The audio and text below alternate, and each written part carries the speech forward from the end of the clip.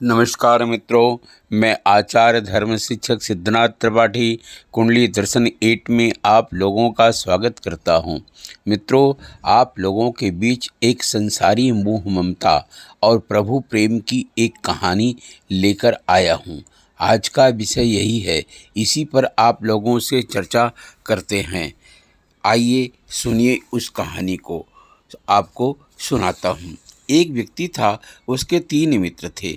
एक ऐसा था जिसे वह प्रातः, मध्याह्न, सायं और रात्रि प्रतिदिन मिलता था।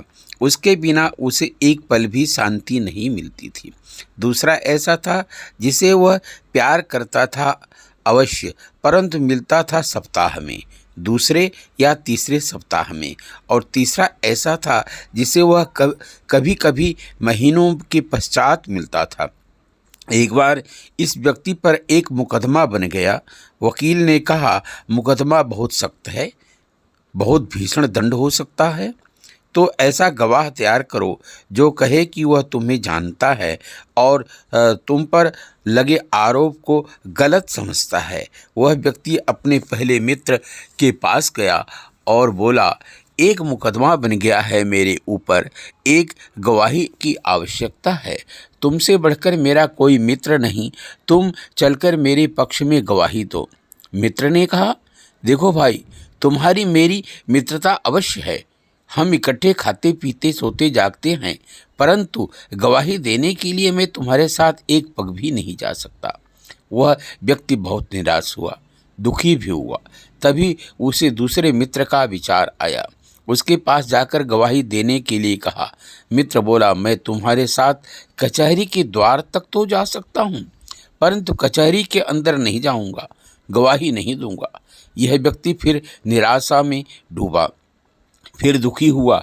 जो सबसे घनिष्ठ मित्र था, उसने इसकी बात नहीं मानी। जिसे वह सप्ताह 2 सप्ताह के पश्चात मिलता था, उसने भी इसकी बात नहीं मानी। तब मानेगा कौन? उसने अपने तीसरे मित्र का स्मरण होया, जिसे वह महीनों के पश्चात कभी थोड़ी देर के लिए मिलता था, परंतु क्या वह इसकी बात मानेगा? बुझे से हृदय के साथ वह उसके पास पहुंचा। उसने अपनी बात कही। तीसरे मित्र ने जोश के साथ कहा, मैं चलूँगा तेरे साथ, तेरे पक्ष में गवाही दूंगा और मेरा दावा है कि यह मुकदमा समाप्त हो जाएगा, तू बरी होगा। परंतु वह व्यक्ति कौन है? ये मित्र कौन है? वह व्यक्ति है आत्मा।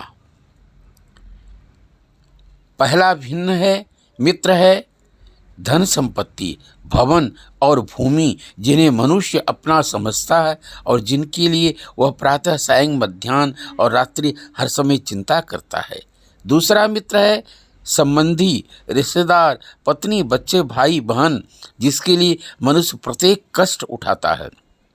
तीसरा मित्र है प्रभु प्रेम और शुभ कर्म, जो प्रभु प्रेम के कारण किए जाते हैं। मनुष्य के पास यमराज का परवाना आता है, आओ तुम पर मुकदमा चलेगा, तुम्हारा हिसाब किताब किया जाएगा। तब धन संपत्ति, भूमि और भवन वही उसका साथ छोड़ देते हैं। कोई भी आज तक धन संपत्ति को साथ ले नहीं गया है। ये कहीं कहीं ये सब यहीं रह जाते हैं, कभी किसी के साथ गए नहीं। हाँ, पत्नी, बच्चे, भाई, बहन, दूसरे संबंधी और रिश्तेदार शमशान तक जाते हैं, अग्नि की कचहरी के द्वार तक। उससे आगे वे जा नहीं सकते, कभी जाते नहीं, वापस लौट आते हैं।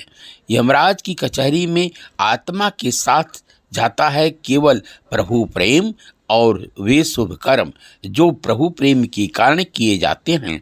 इनके कारण आत्मा को सद्गति मिलती है। इन शुभ कर्मों के कारण वह सफल होता है, उत्तीर्ण होता है।